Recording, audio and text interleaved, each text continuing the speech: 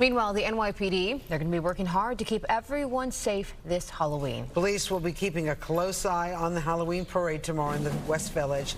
The annual event draws massive crowds, thousands of participants.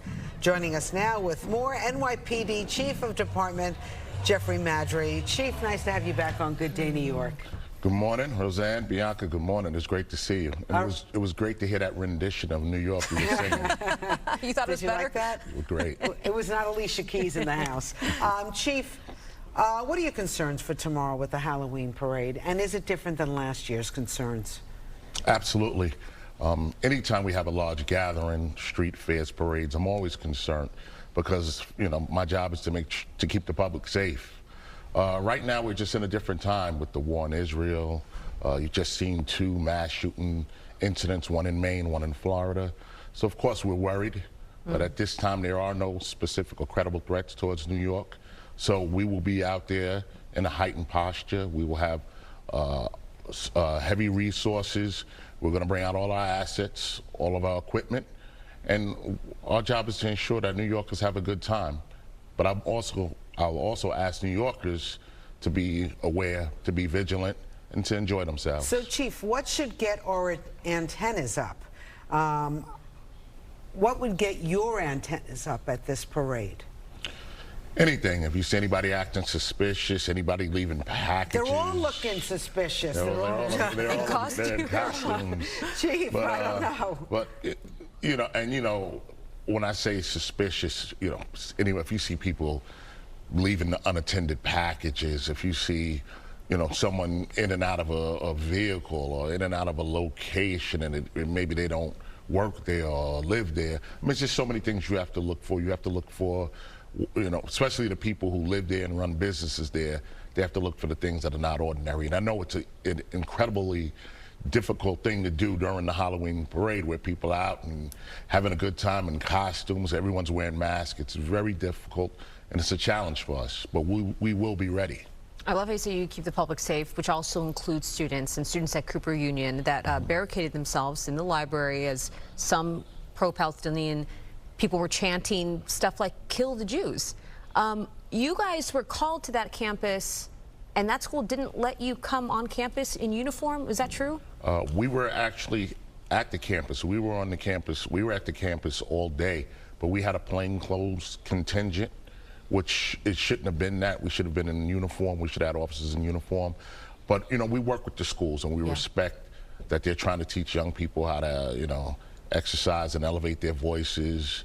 Was that crossing the line of exercising and elevating your voices for those students that were locked in the library? I wouldn't say it's crossing the line. I mean, it's a tough time right now. People are saying some wicked things out there, but our job as the NYPD is to be on the scene in uniform, highly visible, remaining neutral, respecting people's rights, but keeping people safe. I mean, friends of mine were sending me messages about what was going on at Cornell University, real messages of hate going on there. I know it's out of your jurisdiction, but is there, what are your thoughts on that, and is there anything like that happening in our city? We pay attention to everything, so the threats that were going around up at Cornell, I received the threats. I received the threats from people in the community because people are concerned. As I said, there are no specific credible threats, but we do see the tension and there's a lot of hostility out there. And this is what we look for. We monitor open streams. We take information in from the community. We look at all of that and we work through all of that and we try to do our best to keep our community safe. I have to tell you, you got your hands full. And then also on top of that, the migrant situation. So there were reports this weekend that some migrants, I don't know how many of them, but you apparently went down to visit, set up like a tent city under the Brooklyn-Queens Expressway. What did you see when you got there? How many people were involved and what's the situation there? Roseanne, you're right, I was there. I was working on Saturday. I was at the protest that went from Brooklyn to Manhattan, and then after the protest I went over to this little makeshift tent city under the BQE.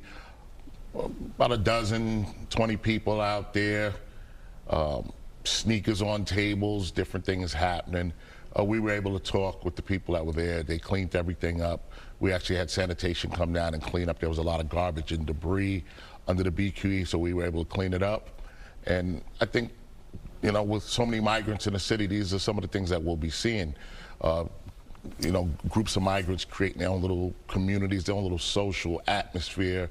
I mean, they were really just sitting there kind of enjoying themselves and taking in a Saturday night. But we have to make sure that we pay attention to that and kind of keep the city clean. So once you kind of clean that out of the way, let's talk about, you know, months from now. The mayor is saying, hey, we're going to have to give them tents because we don't have any more room here. That's probably going to happen a lot more often. So what are you guys going to be doing? Disbanding and removing all these communities that pop up? Well, as the conditions change, we'll adjust and we'll adapt to whatever the situation calls for. The NYPD is the most adaptable police department in the world. So whatever the conditions are, you know, within the law, we'll follow the rules and make sure we do what's best for our communities and for our migrants that are here. All right, NYPD Chief of Department Jeffrey Maddrey, are you going to be down at the parade tomorrow? Where are you going to be? I'll be at the parade in my favorite costume. I was wondering if you were dressing up or not. No plain clothes, right? No, absolutely no plain clothes. Anyway, thank you so much for being here, and thank you for keeping our city safe. We appreciate I appreciate you. Good morning again. Thank you.